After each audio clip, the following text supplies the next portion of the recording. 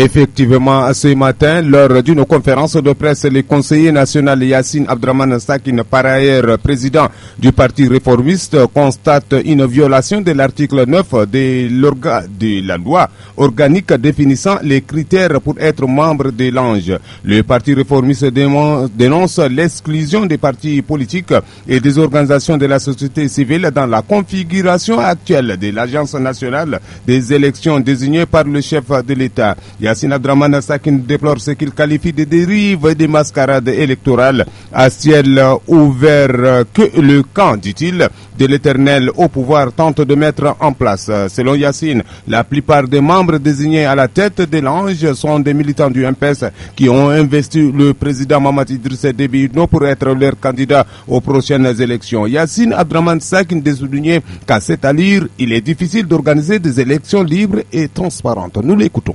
Position de l'ANGE veut durquer la transition en cours, veut enterrer complètement la démocratie au Tchad en écartant les partis politiques et la société civile des processus électoraux. La transition veut-elle revenir au parti unique? La loi organique, dans son article 9, stipule que les partis politiques ne peuvent pas être membres de l'ANGE, alors que les militants du MPS sont désignés membres de la même ANGE. Les membres de l'ANGE qui sont choisis et nommé par le président de transition peut-il être impartial, indépendant et net, comme il stipule l'article 9 de la loi organique? Voilà, en somme, chers compatriotes, les questions qui taraudent notre esprit en tant que réformistes. De ce fait, nous pensons qu'avec cette allure, il est impossible d'organiser des élections libres et transparentes qui permettront aux Tchadiens de choisir librement leur dirigeant. Autrement dit, on ne peut pas être juge et parti et prétendre organiser des élections crédibles. C'est pour cette raison que nous dénonçons vigoureusement